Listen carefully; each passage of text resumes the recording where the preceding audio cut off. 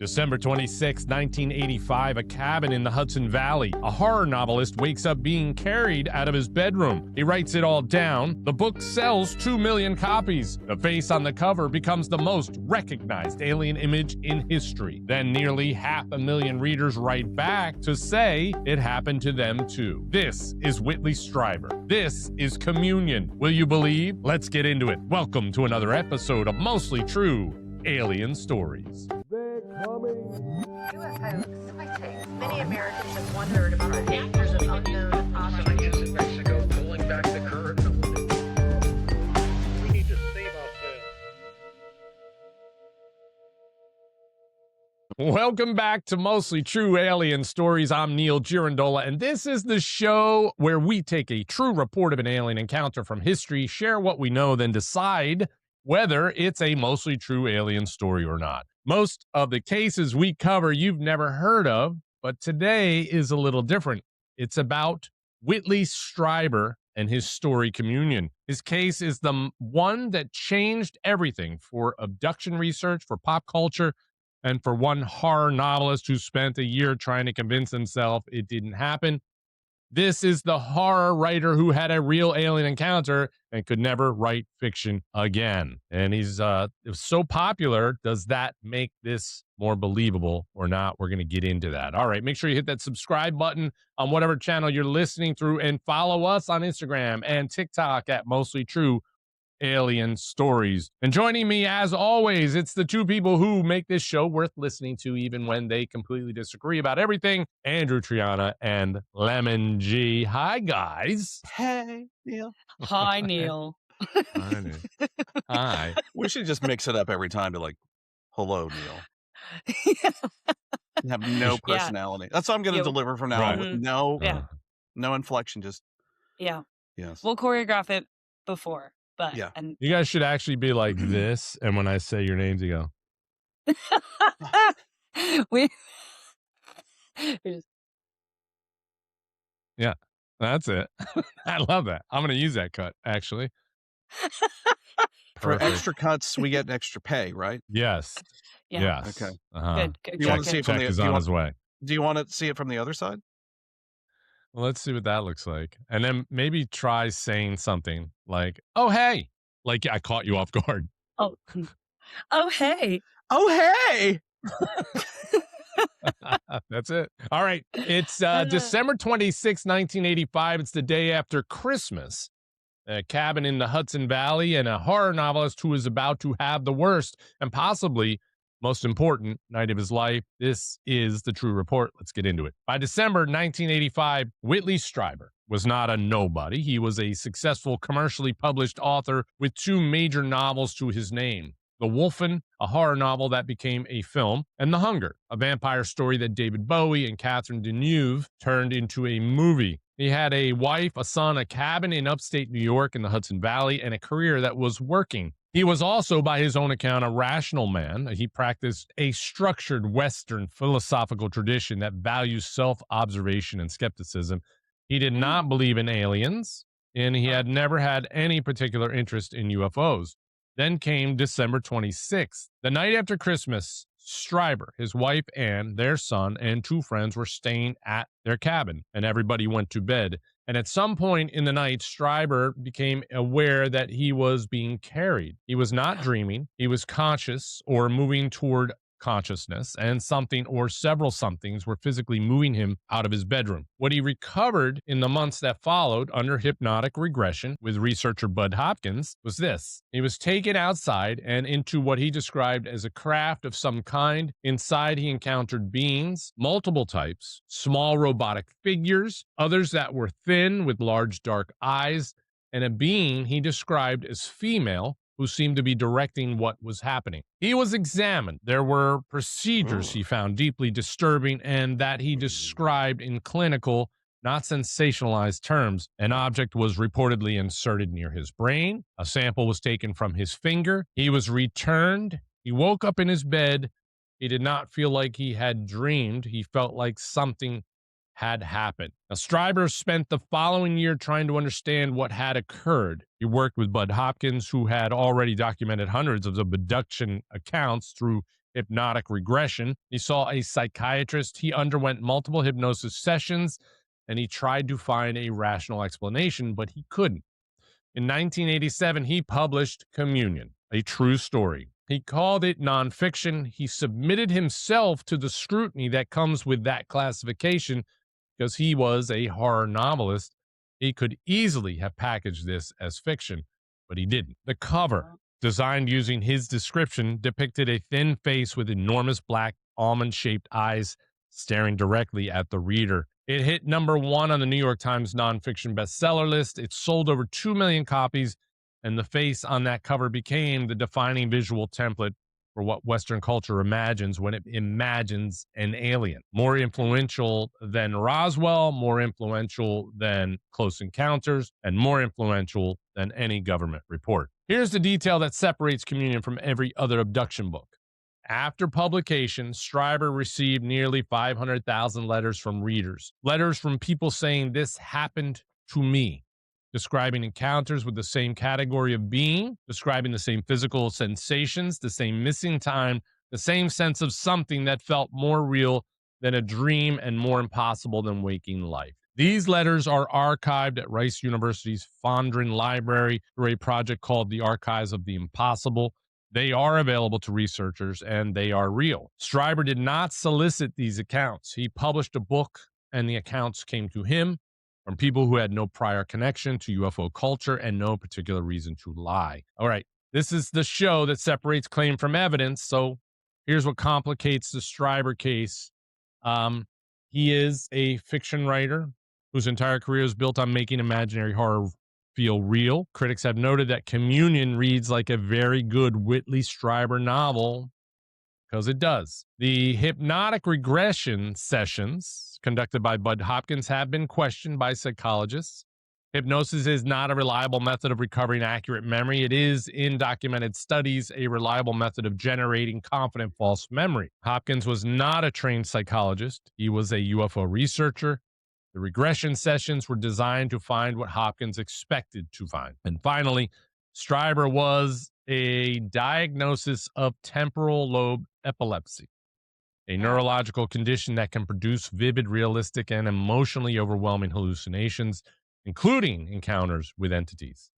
Skeptical neurologist Stephen Novella has cited this as the most plausible explanation for the Strieber experiences. So that is the report as I have it. I'm going to now hand it over to Andrew. Andrew, I know you're going to fill in some details. I know you're going to love talking about all the hypnotic regression theories and all the science behind that. And then the three of us are going to weigh in on whether we think this is a mostly true alien story or not.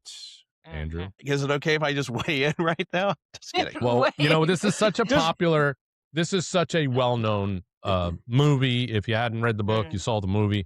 I do remember being the impression of this movie and the book when it came out. It is horrifying. It is well written. And it is a story that did change the way we, identify an alien. Right. In a sense. Mm. So I'm excited Yeah, to hear about it. It is a tough one to kind of say yay or nay about, but I'm interested to hear what you did find, Andrew, or what your thoughts are on this. Yeah, so I did some research and found a woman by the name of Elizabeth Loftus, and she works mostly with hypnotic memory reconstruction, recovered memories. Sure. And so she does this whole theory of how you map memories and how you map everything. So she was talking about how when you look at memories and how memories are formed, they're reinforced and then later retold. So think about it when you were a kid, right? Your mom might have said, "Oh yeah, you got that scar on your knee because you fell on the sprinkler or whatever," right? Mm-hmm. And that's reinforced to you every time you look at your knee because you're remembering what your mom told you. And then your brother's like, "Nah, that's not what happened. You fell climbing a tree," right? Yeah. And then the memory changes and all these things happen. So many of these folks that have been abducted have vague experiences, meaning that the initial memory is not there. So according to Loftus, she talked about how the memory is reconstructed reconstructed and not replayed. So this becomes critical, especially in these abduction cases, that they talk them through it. They kind of lead them with questions. So they all talk about missing time and strange lights and dreamlike encounters. They have detailed abduction narratives that emerge later, which is what we found out when he was with Bud Hopkins, my favorite guy in the whole world. Yeah. So, so you're saying that a guy like Bud Hopkins, who we have our things about these ufologists who are not credentialed in any way to be psychologists or to do hypnosis with them. You're saying that a guy like Bud Hopkins, who comes in with an agenda, who has something, some sort of, he has an agenda possibly to maybe commercialize this, to make some money off of this. And he's got a high profile author that he could possibly talk to, or anybody basically that has an encounter. And then he likes maybe the core of that story, and he starts feeding them information that he's hoping will make their memory of this. We're not going to call it feeding information. We're going to call it suggestive questioning that can impact the details. It's leading. Okay, so just so that everyone's aware that during hypnosis, people become highly suggestible. So it's just like if you've ever gone to a hypnosis show and they're like, okay, I'm going to say the word sphincter. And when I say sphincter, you're going to think you're a monkey, right? Or a chicken, right? And then all of a sudden these people start doing that. Yeah. So I don't think I can be hypnotized. Do you? I don't think I could either. No, I'm too much of I've tried it before, and I am constantly thinking like, okay, is it happening? Is it happening? Right. Am I there? Is am it I in it? Am I in it? Yeah. So no, it doesn't work for me. I don't know. So, how about you, Andrew? Could you be hypnotized or no? I don't think so. I don't think I can focus that long enough on one person. Sleepier. You're getting sleepier. That's it. Okay, now you're just relaxed. Yep, there you go. Now when you wake, you're not going to be a dick anymore. When you wake up, you're going to be very nice and gayer than you already are. Okay, and wait. Hi! It worked! Look at me! He's so gay. Oh, my stars. Okay. All right. So, exactly. Leading prompts. That's what I'm talking about. Okay. And then that later becomes experienced memories is what happens. So, it's interesting. Okay. Narratives like you're making me think about like something that has happened to me in the past. Like I do have a scar on my leg, and I always thought it was from something. Now I'm questioning it. Maybe it's an alien abduction. Maybe it is alien abduction. It was not a scar from falling. It was a tall, blonde, Dutch-looking alien that appeared in your bedroom. Hair on her thighs. She had braided hair on her thighs. Yeah. And very hairy armpits. Wow. Reinforcing it's happening. Now it's all coming back to me. It's all coming back to you, right? It's all coming back to me now. Okay. All right, so go ahead.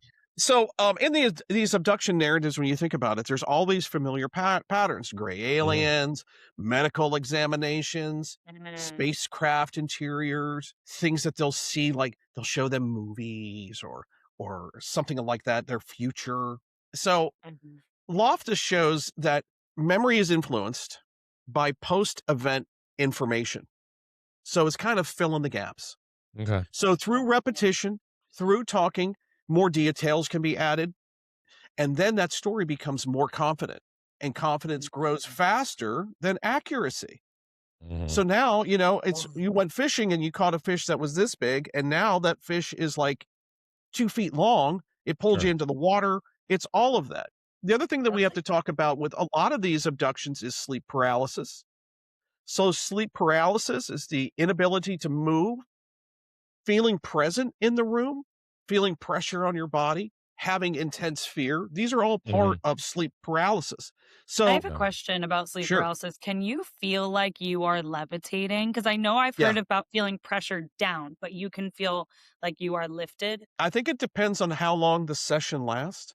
People experience for longer periods of time. And I don't know, there's no way to know because you actually think that whatever is happening to you is truly happening to you. Right.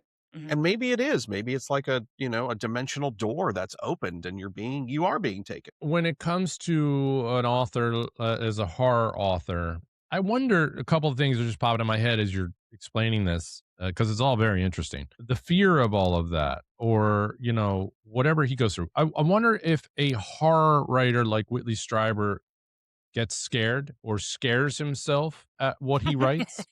No, but to Yeah, the no, it's point a really good where point. Right, right. Yeah, it's a really you good point. become obsessed with that fear, Yeah. and that fear could take over what you are experiencing and feeling and when you sleep or what you go through. Absolutely. I just And wondering dreaming if that is a about- yeah. thing. Right. The thing with Definitely. Communion too is that it did have a lot of, you know, it was relevant to every other abduction story, Betty and Yeah. Barney Hill, Yeah. all of those famous abduction stories. It had elements of all of that in there. Yeah. So we don't know. He never came out and said whether he was researching doing a UFO book. That's not evident. But he had to research Wolfen. You Yeah, know, he- he had that's to what I do mean. research on that. So Could it have influenced him? Yeah. Yeah, his mindset is to scare and horror and blood Yeah. and guts and, you know, Yeah. horrible things. So, But didn't you say he didn't write horror after that? well, is no, that what no. you From said that in the- point on, he wrote. I think he wrote 3 books after that, where they were all, not horror, Not more on horrors. the alien, Yeah. leaning towards the alien stuff. Yeah. Oh, More okay, alien. got- Because it was his gotcha. biggest, his actually biggest success was Communion. So Gotcha. Well, Yeah. and I also think it's curious to think, is the consistency across the board, is it good that it's consistent, or is it bad? Is it they're So- taking inspiration from other stories, or is it just truly aliens and the story is consistent? Right. Well, the other thing that I'm going to bring up what Loftus Yeah. research also suggests. She says all these memories have a common pathway. So there's always a trigger event, right? So there's always either sleep paralysis or a dream or a light in the sky or some sort of stressful event. Okay. The second thing that she mentions is ambiguity. So an unclear memory or a fragment. So then suggestion comes in with hypnosis or interviews or media exposure. Is Loftus just an expert on this, or was Loftus weighing in on Strieber? Was she weighing in on Strieber? No, she was an expert in these memory reconstructions. That's Okay. what she's focused on her whole career. But and she got involved in this because she was like, this is weird, you know? So Yeah. let's then there's the reconstruction, which is where the brain builds a coherent narrative of the situation, of the event, and then To help you make reinforcement. sense of it. Yeah. Right. And then reinforcement, repetition, validation by others. That's the main thing. Validation by others. Ooh, I Right. have So let's chills. just talk about, can I talk about my best friend, Bud Hopkins? Yes, you Yes. love Bud Hopkins. I love Bud Hopkins. You know why? Because he was an artist, a painter and a sculptor. That's what's his job. Lovely. He had no That makes formal sense. training. It makes sense that he's doing ufology and Yeah. and He had no formal training. hypnosis. Yeah. He had no formal training in Uh-huh. psychology, psychiatry, or clinical hypnosis. No Mm. training. Interesting. Okay, what defines a ufologist? I'm Maybe a I- I'm a ufologist. ufologist. Okay, got it. And you know what? Yeah. As of today, Uh-huh. Lemon, you are a ufologist. You're a Congratulations. ufologist, Oh. and you're a ufologist, Thank and you're a you. ufologist. No, Well, no, not everyone. Me. I made it. Thank Right. you. You're in. Here's the thing. I see where you're headed for this, and I love it. You know what? I just, you know, it makes sense that you just explained that Bud Hopkins was a very creative individual.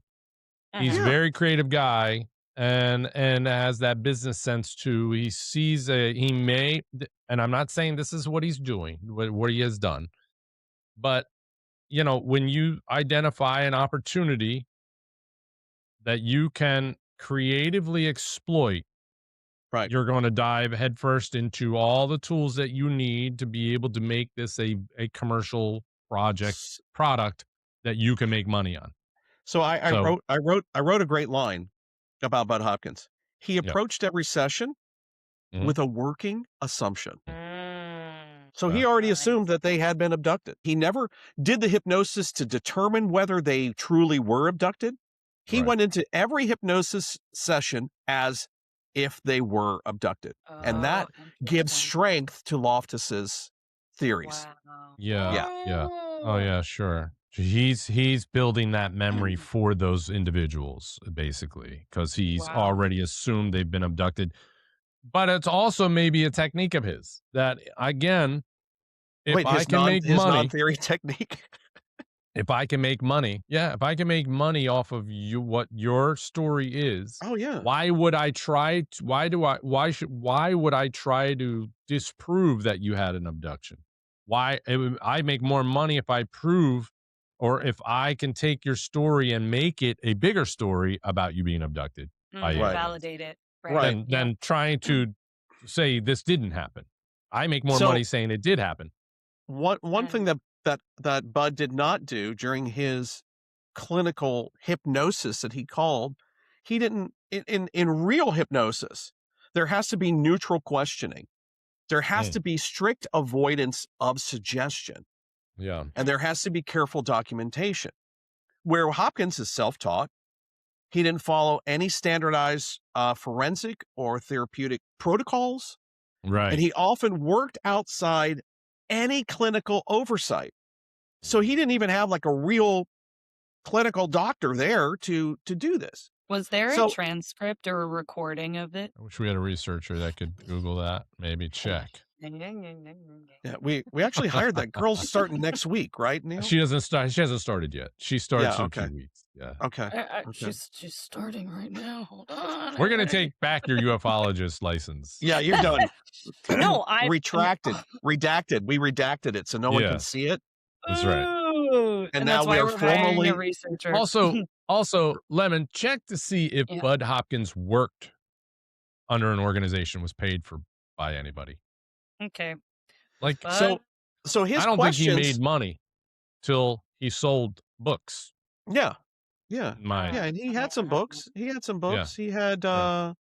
The Missing Time and Mhm. Intruders, which was made into a movie. Remember? that's right. Yeah, So yeah, Bud, he did all right. He did all right. But his questions were questions like, "What did they do to you? What did the beings look like?" Mm. Leading the witness, Your Honor. That's what I'm going to say. Those are real. Those are real questions. He was Those were asking? real questions as he was asking.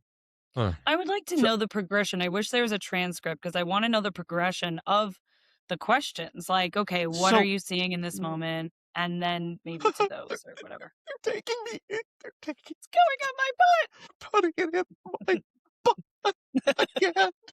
I like it a lot. I like it so much. I like it. I like it. So Okay. he wouldn't ask questions about their past or their childhood or anything. He No. was just he'd go from that comment from this guy And and then build he would encourage them to visualize it more and to elaborate. Tell me more Mhm. about it. Tell me Yeah. more. Yeah, I love it. Can you see their And eyes? this, guess Yeah. what this does? This What? directly connects to misinformation effect, which Okay. means that you are affecting this person's memory. And then Right. when they come out of it, you're like, oh my God, in the notes you said that. Oh, that's right. They did do that to me. They did do that to me. It was so awful. It was so awful. Yeah. So I see what you're Terrible. saying. Are you saying this just to give us both sides in a sense? You're not. Do you Right. already agree that maybe that's what happened with Strieber? Because there's a lot going Not on yet. There's still, when you there's got a still, guy at that level. right. You know, who Right. writes like this. He's creative. He's got all these things. I'm not putting it past Strieber yet that he made it all up. But You know what I mean? Hopkins, right? But Hopkins didn't stress things like sleep paralysis or dreams or Okay. trauma related imagery or anything like that. Instead, it was always about the abduction, and it was Mhm. always about asking him questions about what you saw. What did they do to you? Tell me more Yeah. about what they did to you. Tell me. Yeah. I'd Yeah. like to know. Did they touch you? Yes, they touched me. Did they touch you? Where did they insert something in you? Yeah, I feel it. I feel it. They inserted something into me. I found that they he was just an independent expert. He founded a foundation in the 1980s. It says it was the It must be. Intruders Foundation, and then there is no specific transcript. What is Here- Bud Hopkins' net worth? What was his net worth? I guess. Yeah. Or what was it? Yeah, he's not around anymore. But what was That his he net did, worth right, when he did. died? Okay, so Loftus. Let's go back to Loftus because she suggests that Hopkins' methods, But I just want to clarify, Loftus, you're bringing in Loftus as an subject because matter she's an expert expert in this. in Hold false on. memory science. Hold on. Yeah. Yes. Sorry. So you're bringing her in as a subject matter expert. She's not related to this case at all. She's never talked about it or anything like that. No, She's just no, a subject no. matter expert in hypnosis in and this Right. topic. regression. False Okay, false got it. memory Yeah. science. False memory Which I science. love. Okay, got it. Right. Bud Hopkins is worth $1 through $5 million. Well, okay. That's not bad. Good living Yeah. for Yeah. making shit up. Sounds good Yeah. to me. So he was considered an authority, right? So Strieber would have gone to him because Hopkins had done all this before. Of course. So he's yeah. already considered an authority in UFO abduction. He is Yeah. suggestive questioning. Imagination is encouraged. He encouraged imagination because I saw the videos of him and Linda Napolitano talking Yeah. about it. Tell Linda, this is so terrible, Linda. I mean, we heard all those conversations. That was It the just New York case where she was floated out of a window, out of a on the window. top Right. story building and into a spaceship by aliens. Whoa. And that this guy, yeah, I mean, this is what she was being chased by people and things like So that. this I mean, has that's a crazy this story. has Oh, 5, God. according to Loftus's work, this has 5 major red flags. So there's an authority figure, which we're going to call Bud Hopkins. We have suggestive questioning because he is not a professional hypnosis person. Okay. Right. So his He questioning encouraged he encouraged them to use their imagination under hypnosis. Mhm. Repetition and social reinforcement was used also. And then the cultural template of existing alien imagery done. Mhm. Boop. Mhm.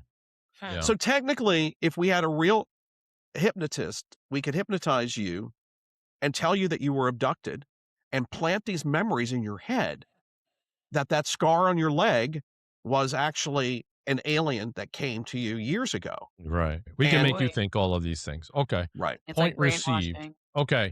The world is invalidating you. So, Bud Hopkins, with the world invalidating you, maybe he's just like, hey, I believe you. Well, No, that's it. So Bud Hopkins would Yeah. say, yes, this did happen to you. Let's recover it. That was Right. his He's got- mindset. His partner in crime, so to speak. I'm gonna agree with you on everything you say because Right. now we're gonna build on it. Okay. Yep. Yeah. Because Yep. again, I think Bud Hopkins was a businessman, and I think he saw opportunity, and he could build Right. upon it. One, you got a very famous author. Two, you've got this story that definitely is the germination of something that could be really exciting to tell. But again, I don't know if Strieber made it up himself too and brought in Bud Hopkins and maybe he was leading Bud Hopkins along the way. You know what I mean? Like Maybe, yeah. using Yeah, Bud right. Hopkins He to was using him, validate yeah. what he's gonna do. Yeah. it could be- they're it's a both- clever they're ruse. both- yeah. Yeah. They're both know? using it. Okay. Agreed. What else So- you got? I did some research on a doctor from Harvard who was a psychiatrist and a therapist and specialized in hypnosis. Okay. His name was Dr. John E. Mack. So Okay. I did this comparison between just I've to heard of let him. you know. Yeah, and he talks about therapy, right, and how it works and how this But hypnosis he had nothing to regression- do with communion. Nothing He's not to do involved with in this communion, circle but I'm either. just bringing Okay. in another expert, showing the difference between Bud Okay. Hopkins and John Yeah. E. Mack. And Okay, I so- was going to ask that Right. next. How would he go about it if he was credentialed? His approach would be more of a therapist, more of an explorer, right? Mm. So if you compared Bud Hopkins to John E. Mack, you've got Bud Hopkins, artist, no clinical training. Right. John E. Mack, Harvard psychiatrist. Bud Hopkins, investigator, believer, right? And then you I have want to hear John E. how Mack. each would ask a certain question. Yeah, that's what I want to hear too. How So, does that work? well, I'm going to get to that in a second. So, when you Let's fucking go. Let him cook. just let me All cook. right. Will you? Go ahead. You are telling the story quicker. I am telling the story quicker.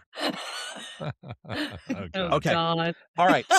So Mac took a different stance on this stuff. So the experience is real to the person, but may not be strictly physical.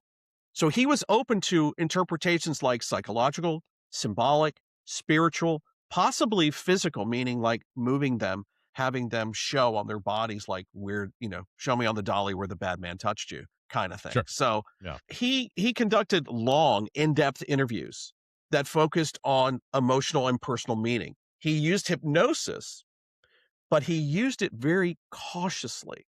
So he didn't challenge the narrative, okay? He doesn't challenge their narrative. He also often validated the experience, but he didn't sit there and have them explain everything or tell me more about what you see. He wasn't leading them to build upon things. He was getting their story before he would even use the Yes. tool of hypnosis. Yeah. He Okay. knew that hypnosis can blur your imagination and memory. Oh. So he would just wait for them to speak? He wouldn't. He would, right. It's like if you've Okay. ever gone to therapy, your therapist doesn't tell you, your therapist should never tell you what you're thinking.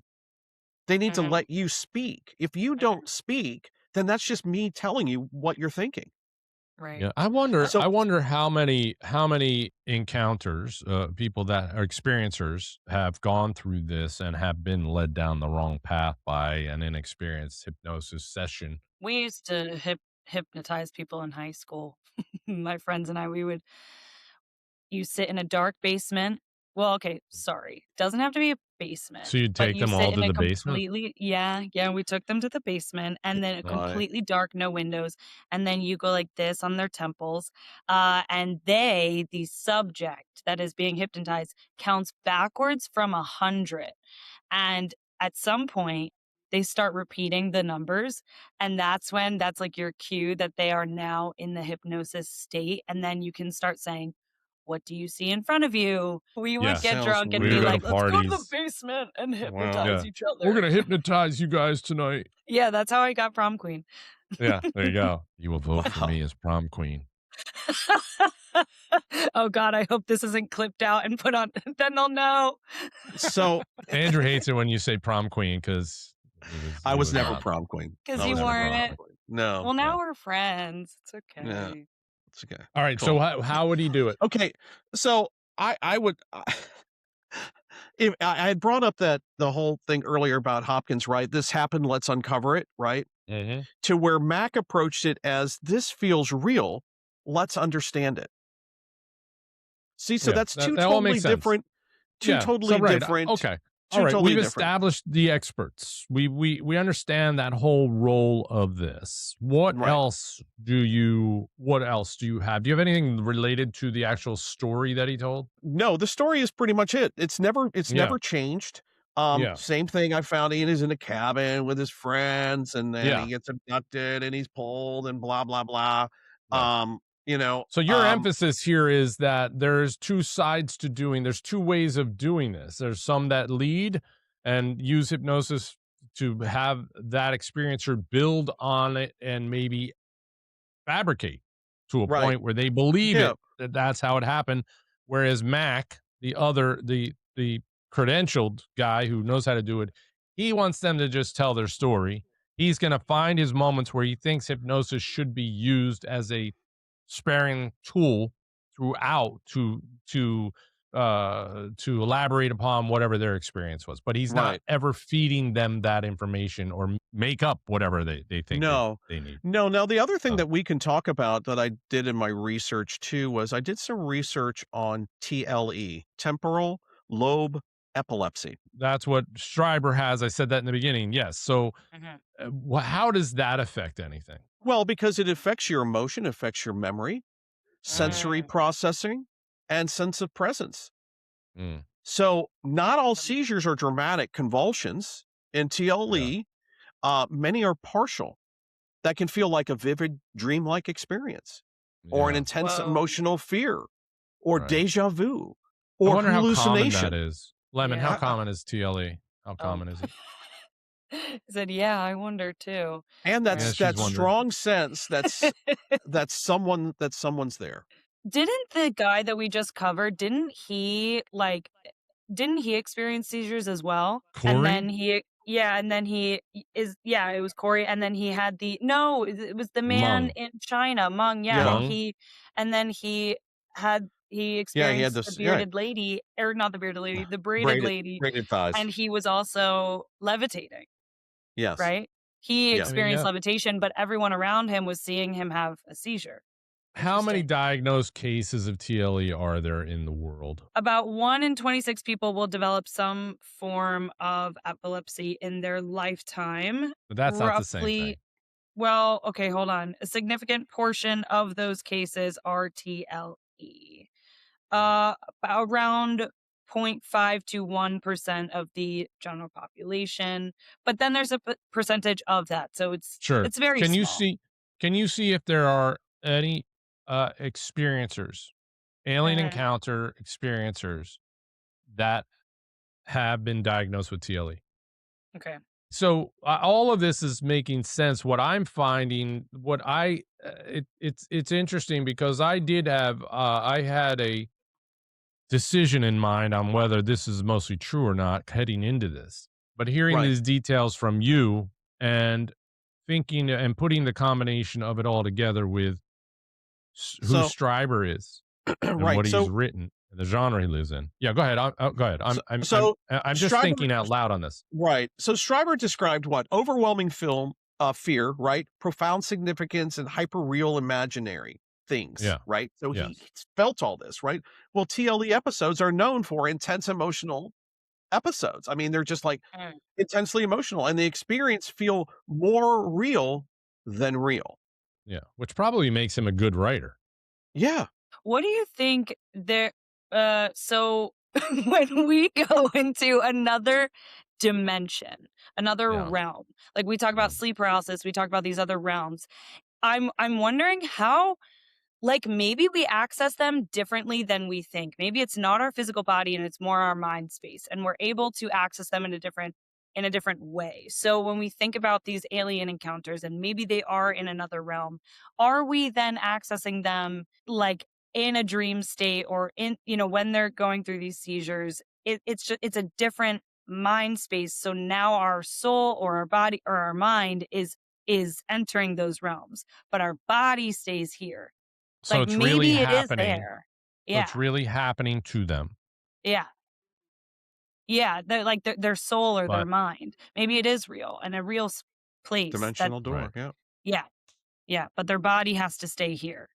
Could be, but I'm trying to figure out what you're saying in terms of relating it to, is this related to the TLE, or you're just saying overall this is an In experience that general, that's just my theory. in But the general. TLE, it says that there is strong theoretical overlap between TLE symptoms and some encounter reports, but there isn't any solid case by case Right. medical confirmation. I think that So should be in the questionnaire for all yeah. experiencers or something along those lines. Yeah, Testing. put it in the list. Yeah. Testing. So when we Or look at memory reconstruction, we can look at it after the fact in Stryber's case, right? Mhm. So his memory and his narrative became more detailed. He wrote a book about it, right? So that's yeah. considered, he journaled it. So he wrote a book. He Yeah, but reflected he was on it. already an author. You And know what I then mean? right, It's not like it's not like he's going to try this experience. He's a freaking right. writer. Yeah. So Mhm, mhm. I can imagine as you're writing, I mean, I write, you know, you dive deep into that imagination. And if you've got an idea, or you had an experience and you want to write about it, you're still thinking, you, you try to be true to, maybe if it's real, to that encounter itself. But as a seasoned author, you're definitely going to build upon that. Right. You're going to make this a commercially viable story to be able to Yeah. sell it. Well, and So, any memory has gaps. So you have to fill in those gaps. Like yeah. you're going to, you have to fill in the gaps. So it's just, And that could be where Bud Hopkins came in for him. Just helped Mhm. him actually develop these storylines out even more. And Bud Mhm. Hopkins not even realizing that he's helping him. That's Right. where I think this is a challenge. But okay, all right, this is all good stuff. Is there anything else you wanted to add? One last thing. No, 'Cause I think it's time to think weigh in. it's time to weigh in. I mean, I found some other things about Stryber. He said that he witnessed the shooting at University of Texas at Austin back in the 60s. He said he was Mhm. there. Yeah, And then when they really dug into it and from a timeline, they realized that from where he said he was standing, he would not have seen anything, but yeah, he says he saw it. Oh. yeah. I heard That's that. why it I heard really that. that's why it really falls into that's why I was really excited to do all this research on Elizabeth Loftus, because that's what she's talking about, this whole memory reconstruction. And remember, Yeah. his Right. influence is going to be that, yeah, he was there in Austin. Yeah, he was there. He heard the gunshots, but he didn't see anything. But in his memory, he did. And Right. trauma trauma can really affect the mind Trauma too. does it. Yep. So Yep. yeah. That's true. Okay. But that doesn't All mean right. that he fabricated it. It just means that through everything that happened to him, his life experiences, it True. now became a real story. So. Not only life Yeah. experiences, but his influences too. Like the guys like Bud Hopkins or he was not only seeing Bud Hopkins too, right? He was seeing other therapists. He and saw he was other seeing people. other people. Yeah.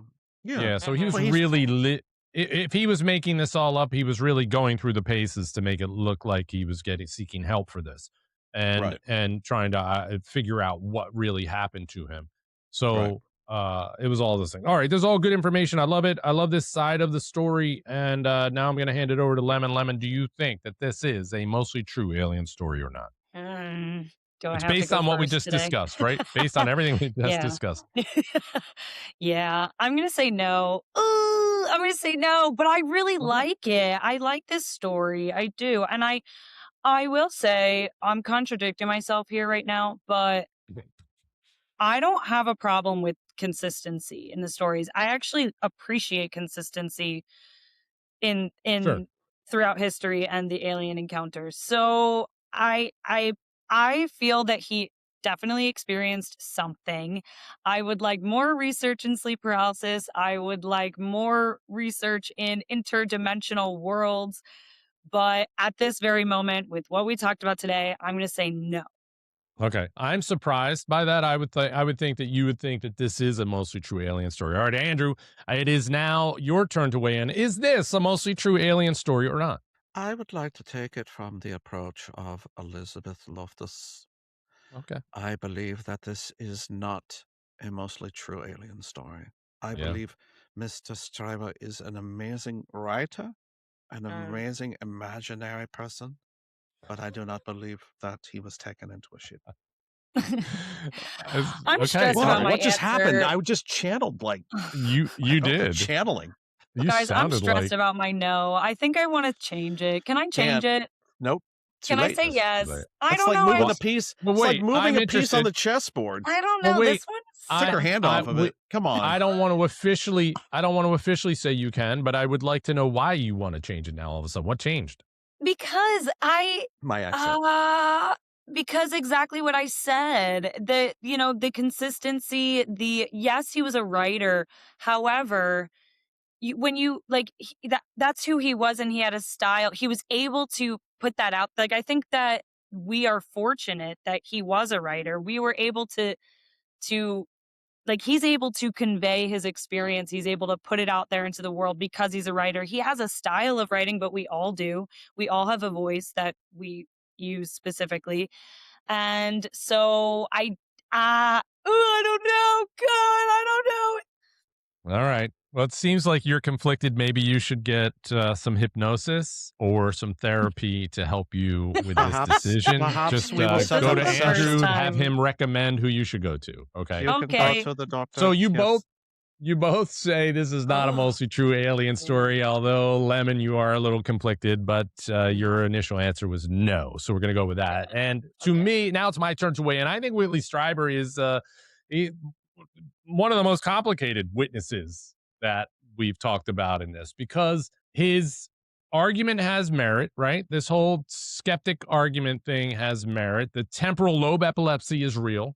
The hypnosis methodology is flawed, as Andrew has pointed out. The UT Tower deal you just detail that you just shared, that's a problem. And he's a professional, like you said, Lemon, at making horror feel real. But all of that doesn't explain why, after he wrote the book, he had 500,000 letters sent to him saying they all had the same experience. Oh, So we got to take that into right. consideration too. We mentioned that Forgot about early in the that. report. Mhm. And Mhm. it none of it Can I just say explains- something before you continue, please? Yes. Nobody counted the letters. These are all from him. He said he received 500,000. There was no professional audit. There's no way to, there was no independent audit or public verification of the exact number. So the 500,000 is self-reported. Just to let you know that. Aren't they available though? You can go see these letters. You Yes, say they're that they archived are- in the museum. Yeah. Yeah. I said that up front. At least So some of them. that has got to be true, Andrew. I don't think he'd sit down and have 500,000 people write letters, so he can just add it to a museum somewhere where you can actually go see them. So I hear what you're saying. Again, it's all very complicated. It is all convoluted too because he is a horror writer. I think something did happen to him. I don't know that it was extraterrestrial. And then there is a side of me that feels like he used Bud Hopkins to help generate this story because he had an idea and he went with it. I also heard claims too somewhere out there that the alien that's on the cover was not influenced by him, that he actually got that from another encounter from, and I wish I could remember her name, that drew the typical, that drew that alien face early on, and that he used that on the cover of his book. Lemon, see if you could look that up real quick. See, Sure. I don't know how you Google it, but what encounter did the original alien face come from? I guess I could do it, but anyway. No, I got it.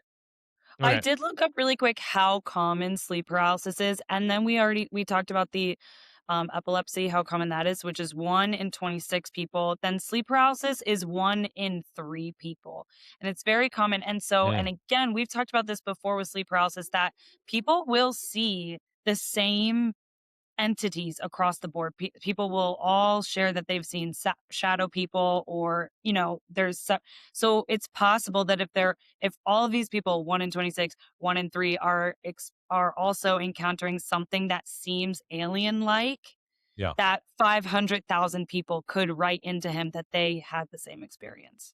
Oh, wow. Yeah, that's good numbers and good math for sure. I'm going to give Whitley Strieber the benefit of the doubt. I don't think that he is.